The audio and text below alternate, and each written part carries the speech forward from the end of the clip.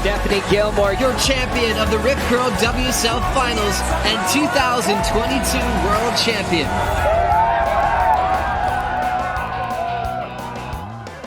Hello and welcome to Friday Lines on a Thursday. I'm your host, Luke O'Brien, aka OB. Friday Lines is brought to you by Little Birdie TV and topsport.com.au, punting form and Manscaped, all your essential items for life. Joining me, as always, for all things AFL is MG. Welcome, MG. Hey, OB. Good to see you, mate. Going well, thank you. And the doyen of rugby league punting is the Toprope. Welcome, Toprope. Thanks for having me, OB. Just glad to have survived the weekend of the Little Birdie get-together. I'm glad that you're both here. You've both got a lot more colour in your face since I last saw you. You've survived the weekend with Nicky. Oh, it's good to be alive. It really is. And finals are with us as well. So, but good weekend had by both of you in Melbourne town. Yeah, looked after Toprope. He was energetic through the days he was down, and it was all systems go. And he made his flight home, which was a terrific effort, considering hardly slept for 3 days. So I think he paid for it on Monday. But good to see. What about the dress sounder for Toprope today? He's almost in the black tie. Well, but stand by. I think he's on the 7:30 report. So the Little Birdie podcast, the 7:30 report. It's all happening. Are you talking about the Queen, or what's the story? That's the excuse, OB. I just haven't been able to get changed from the weekend. It's been that diabolical. No, I think we've all heard enough about the Queen. Lead story, old lady dies, 96 years old. Not that surprising. World can move on. Just talking all things rugby league, talking rugby league and politics. I wrote a piece for The Guardian a few weeks ago that seems to have taken on a life for itself, and it will be on 7:30 either tonight or probably sometime next week. Beautiful. We'll keep our eyes peeled for that. Didn't know last weekend down here was a promo tour for his TV career, Top. He's written a book and now he's on the speaking circuit. He was signing a lot of autographs, to be fair, when he was down here. They know who he is. And just wondering, are you filming this? You've been filming for Nicky all weekend. Are you you're filming us, or you're right? I'm lucky I didn't get arrested for being part of the paparazzi, seriously. Boyfriends of Instagram. It was something else, MG. It was something else. Oh, that's great. Was I getting heckled at a few, shots as well? Take one, take two, take three. Didn't get the lighting right. Not easy. Not easy. Fantastic. Anyway, back to on-field action. The Final Four in the AFL MG, the prelims, best weekend of football in my opinion. Sometimes the grand final can be a little bit of a letdown with all the corporates there as well. This is pure football this week. The best four teams in it. Look, Melbourne probably weren't in great touch, but Geelong, Collingwood, Brisbane and the Swans. It looks a great weekend. Yeah, they're all in good form. All had at least 17 wins for the season, and pretty much all full strength. I think the only major injuries, Adams out for Collingwood really. So Berry got let off at the tribunal yesterday. He's free to play. So, the team's pretty much got no excuses. They're all set to go. And hopefully the weather holds off as well in both Melbourne and Sydney. Sydney looks a cracker. 23 degrees and partly cloudy. That is beautiful football weather. Yeah. Well, it should be a good game. It'll be full house and rocking as well. So looking forward to tearing these games apart in a few minutes. About time Sydney came through with the weather. And the trade period heating up as well. Hopper and Taranto from GWS to the Tigers. Luke Jackson off to Perth, lob to the Bulldogs. It's all happening and sort of heating up this time of year. Yeah, a lot of moves, and it started early, hasn't it? So it's going to be a very busy trade period, no doubt. So, a lot of players wanting to either go home or move to clubs on the rise and stuff like that. So, it'll be a very busy period. We'll hopefully monitor the next 1 or 2 weeks before we finish up for the season. But, there's a lot going on. And Essendon still coachless, still rudderless. They're going well. So hopefully we might have a full episode on Essendon. It's they're going from strength to strength. They're going to bring James Hird back, who's that speaks for itself, doesn't it, MG? Yeah, he certainly obviously interviewed yesterday with a few others, and he got some ringing endorsements. I'm not sure how, but anyway, I feel for anyone who misses out, especially like Adam Uze, if you can't get the job in the position he's in, he's going to be a long way off for mine. But apparently the strength is gathering for Hird. Good luck. So I hope they do, actually. I hope they do. I've never liked Essendon, so I hope they do. And NRL top rope, Tom Burgess, 2 week suspension for a couple of head-high hits, 7 sin bins in that. elimination final on Sunday. It's it was Klein. Klein got another gig this weekend. Yeah, astonishing Klein got another gig this weekend. But wild scenes on Sunday. 7 sin bins, a record during the NRL era, possibly a record ever. I don't think anyone's ever bothered counting that far back. But yeah, Tom Burgess, 2 weeks. Sorry to interrupt. Were they all warranted? I know I saw a couple of the head-high contacts, which that's understandable, but I just wasn't sure. Were they all warranted? First one, probably not. Almost deserved it out of stupidity. Victor Radley just tried to disguise a punch. And, you know, if you're going to get sin bin for a punch, clock the bloke. Like, don't do one of these silly things they used to do in the AFL where they're grabbing a jersey and all that kind of garbage. Just give it to him. But the rest were deserved. In fact, Tom Burgess should have been sin bin to tackle earlier when he knocked out James Tedeschi and put him out of the game. So, it's the best 2 weeks suspension he'll ever earn, though, because James Tedeschi certainly got the Rabbitohs home there. The Roosters were on top. And then the young kid, Joseph Swahili, back to fullback. And while he may be a good fullback for the future, and no doubt a tremendous athlete, hasn't learned to pass the ball yet. So it was a bit of an issue at fullback. So some concern there. But onward go the Rabbitohs, which I know will make you happy over. Absolutely. And 6 teams left, and 2 of those are not the Storm and the Roosters, which is a surprise and a bit of a changing of the guard in NRL terms that the Storm and Roosters aren't there for the second week. Yeah, I think it's the first time since 2005 that either the Roosters or the Storm haven't been in the preliminary final weekend. So, huge change in the guard there. The Storm were very, very disappointed towards the back end of the year. And I think we kind of talked about it before. When you kind of build a roster on your stars and scrubs, you really need your stars not to get hurt. And they were very lucky that they had Cameron Smith, Cooper Conk, Billy Slater, who were all incredibly durable over their careers. And then it looked like certainly the top end talent there is certainly there, but Hughes was playing hurt all year in and out of the side, and Pappenhausen missed the entire second half of the year. So tough times for the Storm. And now with Cameron Munster's career at the Storm possibly coming to an end next year, Craig Bellamy maybe in the last year of his deal, we could really be seeing a change in the guard there. For the Roosters, well, disappointing end.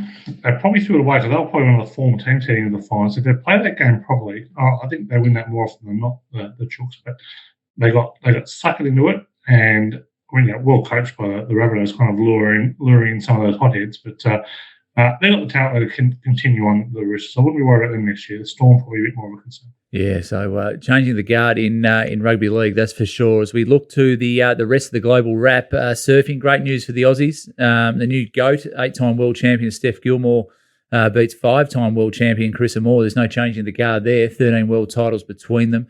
And is it Felipe Toledo? Very good. Yeah, got that one right. Crown world champions in the men's as well. NFL Week 2 kicks off tomorrow. Third and long going beautifully as always. That's available for $22 a week in the Little Birdie Live Little Birdie TV shop. The game tomorrow is the LA Chargers $2.69 and the Kansas City Chiefs at $1.49. The line -4, over under 54 even. Which way we looking here, Toprope? Definitely keen on the Chargers here tomorrow. I think the +4 is too big.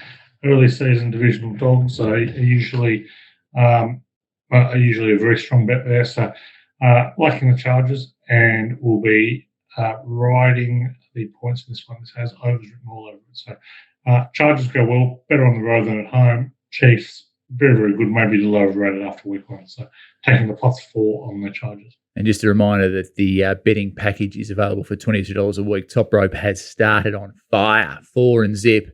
Jerry 2 and 2, new host Grant Lee there can provide all the betting action, and it can be found at topsport.com.au. But right now it's time for Friday Lines, brought to you by topsport.com.au, family owned and operated for 35 years.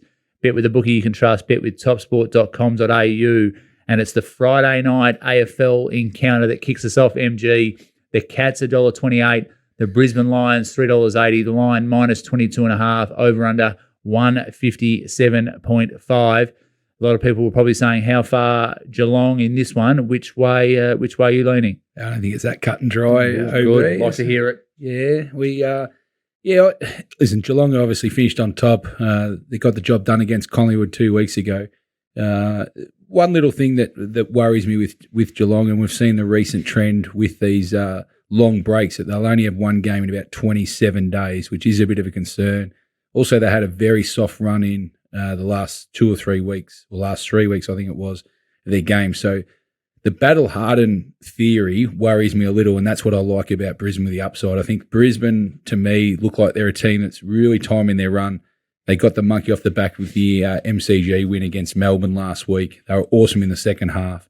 And I just think, big wins over Richmond, big wins over Melbourne, nothing to lose. They'll come to the MCG, not wondering whether they can win at the ground anymore, but believing that they're meant to be there. And with all the pressure on Geelong, I don't mind the Brisbane spot. I think, almost 4 goals is a big start in a game where Geelong will be quite happy to keep it, pretty low. That's how they like to play. They like to play high possession, protect their defensive. They played, I know it's a long way back in round 4, but their score was 80-70 down at Geelong in almost a pick 'em game. I think Brisbane might have started about 1 point favourite in that game as well. So, I just think, 22-23 is a big start, and I think it's a good spot for Brisbane. And as I said, I think if Brisbane's forwards and their midfield going into the forwards can really lower their eyes, make the Geelong accountable, not kick it up, which they look like they went to school on the Melbourne game last week. They were very good not kicking up to Lever and May, and look at the result. Makes Melbourne put the pressure on their defence, and they weren't able to cope with it in the second half. I think the same applies to Geelong. If you keep the ball low into the forward line, even put it on the ground into Cameron McCarthy, those kind of likes, Bailey, I think, Brisbane are a real live chance in this game. That being said, Geelong have been very good. They've won 5 or 6 out of the G. So, as you said, top 4 sides going around, you can make a case for both. Both at full strength too. Geelong are going to leave players out more than searching for them. Brisbane get Danaher back. McInerney's a huge in the ruck. Berry gets off at the tribunal, and Lyons probably comes back into that midfield as well. So, looking forward to that. Be a big crowd. At this stage, I'm going to go Brisbane at the line. I think Darcy Fort is extremely stiff. I know Oscar McInerney, good player, but Darcy Fort was outstanding last week. His form in the early part of the year was very, very good. He can go forward. He can take a mark. I'd probably err on the side against his old side as well. Absolutely. I'd maybe keep Ford in, but looks can't play more with Danaher coming back in and Hipwood as well. Couldn't agree more. So someone had to be stiff. Yeah. My worry is who plays on Cameron. I think Andrews will probably go to Hawkins. Yeah. So Gardner's got a big job, and Cameron's pretty happy to go down and see Gardner. And Payne, I think in the back half as well, he might. He'll have to stay in the defensive 50 and leave Cameron roam. So that's right. So. Yeah. That'll be interesting. He's Geelong's X factor. He's the one that could get off the chain, destroy this game. Someone's going to have to be accountable for Cameron. They're going to have to work overtime to keep him out of the game. But it's going to be a team defence that's going to get a job against Cameron. Absolutely. As the first NRL game we'll look at is the Parramatta Eels and the Canberra Raiders. That's at $7.50 on Friday night at CommBank Stadium. The Eels $1.51. The Canberra Raiders $2.60. The line minus 6.5, over under 41.5. Mitchell Moses, I think, has passed his HIA and has been cleared to play. So that's a huge boost for Parramatta. And the Raiders, they're sort of hitting form at the right time of the year, Toprope. Yeah, been given the all clear, Mitchell Moses, but unfortunately for the Eels, so has the albatross that they carry around their neck every final series, and that seems to be emerging once again. Got to be with the Raiders here. I think this line is far too big. The Raiders are playing some very good football. I went down to Melbourne, and I'll say the final score probably flooded Melbourne, to be honest, such was the dominance of the Raiders in that one. Look, Para have won 4 of the last 5 against the Raiders. Canberra have covered 10 in the last 14. But just some angles here. The Raiders have covered 21 of 31 as a road underdog, 18 of 30 as a underdog of 4.5 or more. Eels have covered just 6 of the last 15 as a favourite of 4.5 or more at CommBank. So I'm with the Raiders in this one. I think that particularly if they can keep this one close, I think they can ride that wave of momentum up. I think the plus is very good, but I think they can win off the stick. I think the best play in the game, though, is the over. I can see points in both finals this week, and there are over angles everywhere here. particularly around the Eels. There's 9-3 when they're a favourite, 9-4 when they're scoring out or fewer, and the others 8-2 when the Raiders are away from home. So, like the overs, like the Raiders, and love the Raiders to cover that. Ooh, all is pointing towards the green machine, and as they say in Canberra, up the milk. So, get on early there from Toprope. As we look at the second preliminary final, is the Sydney Swans $1.42 against the Collingwood Magpies $2.90. The line minus 17.5, over under 165.5. Two of the best pressure teams in the AFL. When you get the ball, you've got to get on your boot in this game. There'll be mosquitoes coming from everywhere trying to tackle you and put the pressure on. This looks a beauty. I can't wait. I cannot wait for this game. I have underestimated Collingwood. I know you haven't, MG. You've liked them for a long time. This looks an absolute beauty up there at the SCG on Saturday afternoon. Sound like you're going to the game, OB. Did you get a ticket up there? No. I haven't quite got the VFL Grand Final this weekend for all lucky punters out there that want to see something. 12:50 at Icon Park on Sunday. Anyway, we digress. Get down to COB, buy him a beer. You'll love it. Yeah, so Sydney Collingwood, looks a beauty. I'm extremely excited about this game. Yeah, I think this is the pick of the two for me as a contest. As you said, going to the SCG, these sides have finished third and fourth, so very little between them. Both won 17 games for the year. Sydney have won 8 straight, so faultless form coming in. We've really we kind of tacked on to them about the start of the winning streak for the premiership, so we've got some good chips in there. Collingwood have won 13 of their last 15, and their only losses have been to Geelong and Sydney, the top two of the top sides left. So both in unbelievable form. I just think the thing that's swaying me in this game, I think besides Sydney at home, which they've 9-2 at home this year at the SCG, so got a very dominant home record, is the loss of Taylor Adams for Collingwood. As you said at the top in the intro, this is going to be a hard contested, low-scoring game. And I just think the loss of Taylor Adams in that Collingwood outfit might just be one too many for Collingwood to cover. But, saying that, obviously we've talked about Collingwood for 2 months or something now, where their ability to win in close games, and this game I think will be live coming into the last quarter. I just think Sydney, home ground advantage. I think that this they'll play harder for longer, and I am leaning towards them on the line, giving up 17.5. I just think Sydney are in better form at the moment. Thought that for a while, and there's no point jumping off now. I think they've got everything going for them. I know they've had the week off, which worries me a bit because Collingwood have been battle hardened as well. So I like that theory, but I think the unders is a play here. OB, I'm surprised that it's sitting at 165.5. The last 13 games, these two have played head to head. It's 12-1 to the under. So with an average of only 149 on the board, so 165 is a long way off. As you said, it is going to be good weather, but I just think both defensive 50s here will control. It's going to be hard to score, and teams are going to have to take their chances. So I think the Swans minus 17.5, but I'm definitely keen on the under here. Fantastic. Yeah, it looks a great game, and I think the minus 17.5 was the early sting early in the week for all the subscribers out there as well. As we look to the Saturday night NRL blockbuster, Cronulla $2.02 against the South Sydney Rabbitohs $1.81. The line 1 point over under 42.5. You sort of can't split these two. The interesting thing here, Toprope, is it's being played at Allianz Stadium. Cronulla have never played there, and the Bunnies have been there the last 2 weeks. Does that come into your thinking at all? No, not a lot. Pleasing that we've got another final at Allianz. Also pleasing that the AFL would defer and play their game earlier so as not to clash with the NRL and possibly affect their crowd. So well done to the AFL for that one. Cronulla had a pretty good record at the Old Allianz. South have played it twice. It's it is a neutral. South want to play there permanently, so that's may play something. But what I am expecting is that there'll be plenty of Cronulla fans who want to have a little gander at the new stadium, and I can see them really showing up en masse here. So I'm not factoring in the ground a lot into thinking, and I found it's very, very hard to find a winner. Betting's obviously very close. The last 16 between these two have been split evenly. These guys played in round 20. It was decided by a point. The Sharks winning. Not much in it. They both gone very brutal games as well in different ways. The Sharks played 93 minutes, so long time, big game of football. So how that's going to impact them against the South team that have lost Tom Bird's suspension, but just played in an absolute bloodbath of a game last week. It was brutal from beginning to end. So I did like Jason Demetriou's comments that they said, this game might take a bit out of them. He said, a few of our players had 10 minutes off, so we should be right. Fair play. Tane Milne should be the fittest bloke out there. He's had 20 off. He leaning a little towards the Sharks. Well, I'll put the kind of caveat on it. I think that Cronulla, if you kind of take everything as neutral, probably get a better preparation for this game.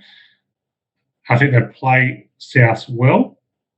The issue is that their form over the last month or so has been a little off. And if they defend like they did last week, they're going to get absolutely smoked by the Rabbitohs. Like that, if Cronulla defend anywhere near their best, I think they can win. If they pull out the rubbish they pulled out against the Cowboys last week, South will absolutely lap them. Like South are that team that if they can get ahead by 12, they'll get ahead by 30. And that's going to be the worry for the Sharks there. So there is a bet in this game that I do like a lot, and that is the over again. Both big over angles. I think that even if both sides do defend well, they've both got enough attacking chops to score points as well. So I'm not expecting a 62-point try-fest like we saw last week in the Cowboys Sharks, but getting over the 41.5, I think, is a good bet. The over 14.4 when the Sharks are off conceding 30+, 67% when they play at night. The over 60% when Souths are under $2, 8-4 when they're off a double-digit win the bunnies. So I think there'll be points in this one. I really like it when Toprope goes serious. The change of the tone of the voice, he pulls out the stats and he looks down the barrel of the camera and just really, goes up a notch. I think this is going to be a beauty. And like a good race caller. That's right. You can hear it in his voice. He's excited. He's chomping at the bit for this one. Just a touch of seduction in it as well there. He's got the suit on, that's why. I must admit, I'm glad the desk is here. There's a little bit of movement, Toprope, when I hear you talk like that. As we look to the Brownlow Medal as well, MG, a reminder, it's now moved to Sunday nights. All your betting tips, info, winners can be found in the littlebirdie.live shop. The Brownlow package for $99 includes the rest of the AFLW season as well. As we look at the top six at this stage, Lachie Neale into $297. Been a lot of money come for him. Clayton Oliver at $340. He's been pretty rock solid there. Patrick Cripps at $450. Andrew Brayshaw, $750, Petrarca, $950, and Touk Miller also at the $950 mark. What's your early preview here, MG? Moving to the Brownlow because of the Queen's thrown your co-host Nikki's boat party into chaos as well. She's had to move it weeks as well. So and then she's moved it again so people can go. plenty of knock-on effect going on around here, that's for sure. So yeah, no Sundays off for myself either. So Sunday night it will be the Brownlow. It'll be obviously a very busy day. So yeah, as we saw with the betting there, just overnight, last 24 hours, Neale's been actually well supported from $3.25 back into $3. So I thought Oliver and Neale would start closer together, but it looks like Neale's going to start favourite here. There's been good money for him, as I said, in the last 24 hours. Oliver's been rock solid, up to about $3.75 as well. Top Sports there keeping him pretty solid, which is wise, I would say, on the Top Sports ends there. Cripps has been well supported as well. A real range of betting here from about $4.50 to $6. So I like Cripps. There's, I think the market's now just really narrowed it down to three chances. I just think the winner will come from the top three, and the market's supporting that. I just think Cripps is a couple off the top two, but beyond that, the other three have really drifted now. Brayshaw's starting to get out the gate. Miller's out from 8 to 10, and Petrarca's out 8 to 10 as well. So maybe becoming a 3-horse race, not so much a 6. I think Cripps will be he'll be in front early. Yeah, he started off like a house on fire, so that might take a little bit to rein in. A little bit of an exclusive here for our subscribers that if Brisbane win the grand final, Lachie Neale is being flown to Melbourne for the Brownlow Medal on a private jet.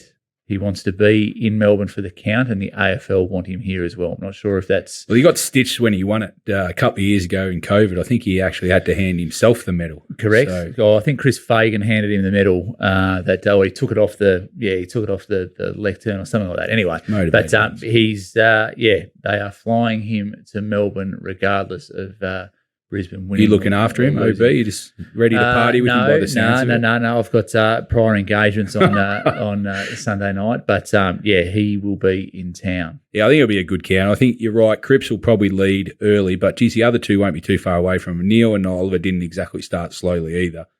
Cripps will lead, but yeah, I think it's between the top two, and the market has suggested of late that your man Neil, you've jumped on him, and you're going for the Brisbane double. Oh well, no, I like Cripps. I just think Cripps's early form was very, very good, and then he finished the year pretty well. He had a bit of a down period in the middle, but I still like him. I think we sort of forget about early season form, but I think it's going to be a great count. Yeah, I think it'll be really tight. So that should be good for all the punters out there. Toprope, thank you as always. You can reminder that punters can locate the GGOA for $22 a week in the littlebirdie.live shop for all your NRL betting action. And to MG, punters can still locate the AFL Stings for $22 a week in the littlebirdie.live shop for all your AFL betting action. 2 episodes to go. It's the business end of the year. MG, have a great weekend. Yeah, it's going to be a big one. We've got plenty of engagements to get through in the next 4 days.